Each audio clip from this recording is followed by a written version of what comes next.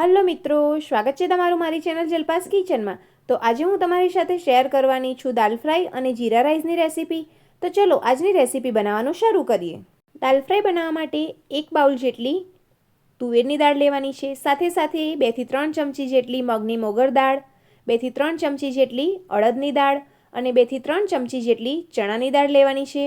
હવે એક બાઉલમાં આ બધી જ દાળને મિક્સ કરી અને 2 થી 3 પાણી વડે સારી રીતે ધોઈ લઈશું। મેં અહીંયા જે દાળનું માપ લીધું છે તેટલા માપથી તમે 4 થી 5 વ્યક્તિ માટે દાલ ફ્રાય બનાવીને તૈયાર કરી શકો છો। લગ્ન પ્રસંગમાં કે પછી રેસ્ટોરન્ટમાં જે દાલ ફ્રાય બનતી હોય છે તે દાલ ફ્રાયમાં આટલી જ દાળનો ઉપયોગ કરવામાં આવે છે। અને જો તમારે આ દાળનો ઉપયોગ ન કરવો હોય અને ફક્ત તુવેરની દાળની જ દાલ ફ્રાય બનાવી હોય તો પણ તમે બનાવી શકો છો। હવે દાળને ધોયા બાદ તેને ઢાંકીને 15 મિનિટ માટે પલળવા દઈશું। હવે દાળ પલળે ત્યાં સુધી આપણે જીરા રાઈસની તૈયારી કરી લઈએ। તો જે બાસમતી ચોખા આવે છે તે લેવાના છે। તો મેં 3 થી 4 વાડકી જેટલા બાસમતી ચોખા લીધા છે। હવે ચોખાને પણ આપણે એકદમ સરસ રીતે ધોઈ અને તેને ઢાંકીને અડધા કલાક માટે રહેવા દેવાના છે। જ્યારે પણ તમે જીરા રાઈસ બનાવો તો ચોખાને પહેલેથી આ રીતે પલાળીને રાખવાથી ચોખાનો દાણો એકદમ છૂટો બનીને તૈયાર થાય છે। તો હવે તમે જોઈ શકો છો કે દાળ એકદમ સરસ રીતે પલળી ગઈ છે। તો હવે આ દાળને આપણે કુકરમાં ઉમેરી અને 2 થી 3 ગ્લાસ જેટલું પાણી ઉમેરી અને બાફી લઈશું। દાળને આપણે જો પહેલેથી જ પલાળીને રાખીએ તો દાળ એકદમ સરસ રીતે બફાઈ જાય છે અને દાળનો દાણો આખો જ રહે છે। હવે દાળને કુકરમાં ઉમેર્યા બાદ 2 ગ્લાસ જેટલું પાણી એડ કરી અને 2 થી 3 વિસલ આવે ત્યાં સુધી બાફી લઈશું।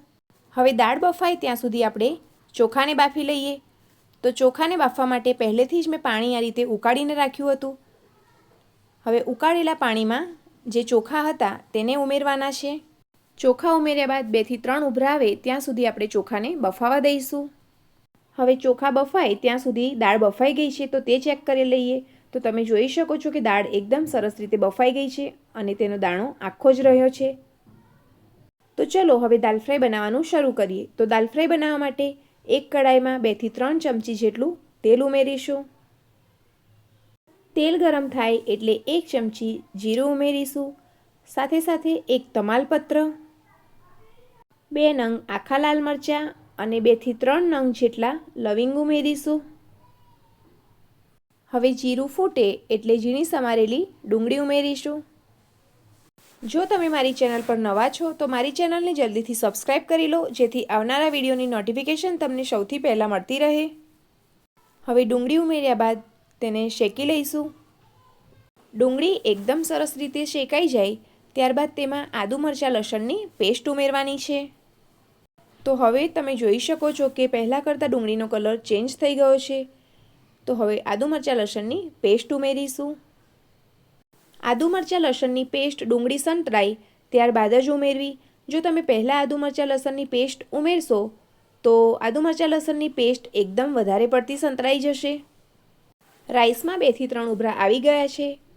તો હવે રાઈસ બફાયા છે કે નહીં તે ચેક કરી લઈએ। રાઈસના 1-2 દાણા આ રીતે હાથમાં લઈ અને તેને દબાવીને ચેક કરી લેવા કે તે એકદમ સરસ રીતે બફાયા છે કે નહીં। હજુ પણ થોડા કાચા લાગે છે તો ફરીથી 1-2 ઉભરા આવે ત્યાં સુધી તેને થવા દઈશું। રાઈસ થોડા બફાય એટલે ફરીથી તેને ચેક કરી લઈએ। તો તમે જોઈ શકો છો કે રાઈસ એકદમ સરસ રીતે આસાનીથી તૂટી જાય છે એટલે આપણા રાઈસ એકદમ પરફેક્ટ રીતે બફાઈ ગયા છે। હવે આ રાઈસને કાણાવાળા બાઉલમાં આપણે કાઢી લઈશું જેથી વધારાનું બધું જ પાણી ગળાઈ જાય। હવે ડુંગળી અને આદુ મરચાં લસણની પેસ્ટ એકદમ સરસ રીતે શેકાઈ ગઈ છે।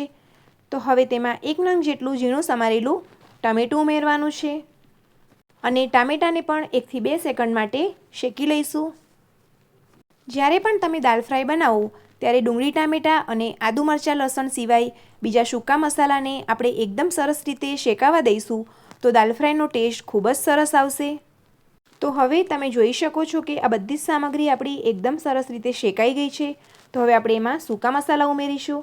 તો 1 ચમચી હળદર પાવડર, 1 ચમચી જેટલું લાલ મરચું પાવડર અને 1 ચમચી જેટલું ધાણા જીરું પાવડર ઉમેરીશું। આ સિવાય તમે 1 ચમચી જેટલો ગરમ મસાલો પાવડર પણ ઉમેરી શકો છો। અત્યારે મેં નથી ઉમેર્યો। ત્યારબાદ 1 ચમચી જેટલું એટલે કે સ્વાદ અનુસાર મીઠું ઉમેરીશું। હવે આ બધા જ સૂકા મસાલાને પણ આપણે એકદમ સરસ રીતે શેકી લઈશું. સૂકા મસાલા ઉમેર્યા બાદ ગેસની ફ્લેમ આપણે એકદમ સ્લો કરી દેવી, જેથી મસાલા આપણા બળી ન જાય. તો હવે આ બધી જ સામગ્રી સરસ રીતે શેકાઈ ગઈ છે. તો ત્યારબાદ જે બાફેલી દાળ હતી તેને ઉમેરવાની છે. હવે દાળ ઉમેર્યા બાદ દાળમાં આપણે જોઈતા પ્રમાણમાં પાણી ઉમેરીશું. તો પાણીને આપણે ગરમ કરીને જ ઉમેરવાનું છે. ગરમ પાણી ઉમેરવાથી દાળ અને પાણી એકદમ સરસ રીતે મિક્સ થઈ જશે.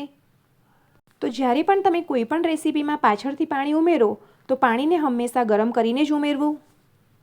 પાણીનું માપ તમે તમારી રીતે વધારે ઓછું લઈ શકો છો. હવે દાળનો ટેસ્ટ એકદમ રેસ્ટોરન્ટ જેવો આવે તેના માટે આપણે 1 થી 2 ચમચી જેટલી કસૂરી મેથી ઉમેરવાની છે. હવે દાળને આપણે મિક્સ કરી અને થોડી ઉકળવા દઈશું. દાળમાં કસૂરી મેથી ઉમેરવાથી દાળમાં તેની સુગંધ સરસ આવશે અને દાળ આપણી એકદમ સરસ રેસ્ટોરન્ટ સ્ટાઇલ બનીને જ તૈયાર થશે.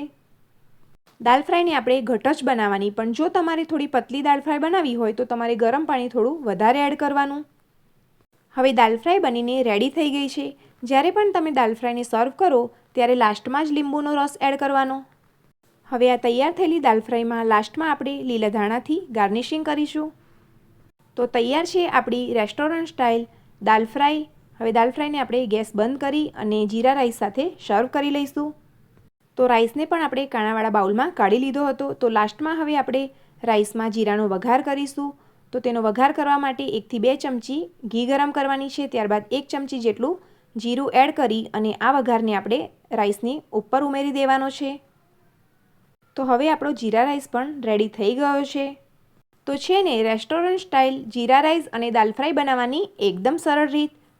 તો તમે પણ તમારા ઘરે આ રેસીપી ચોક્કસથી ટ્રાય કરજો અને મને કોમેન્ટમાં જણાવજો કે આજની આ રેસીપી તમને કેવી લાગી. અને જો તમને મારી આજની આ રેસીપીનો વિડીયો પસંદ આવ્યો હોય તો મારા વિડીયોને લાઇક કરો, ચેનલને સબસ્ક્રાઈબ કરો અને વિડીયોને બને તેટલું ફેમિલી અને ફ્રેન્ડ્સના ગ્રુપમાં શેર કરો. તો ફરી મળીશું આવી જ એક અલગ રેસીપીના વિડીયો સાથે. ત્યાં સુધી આવજો.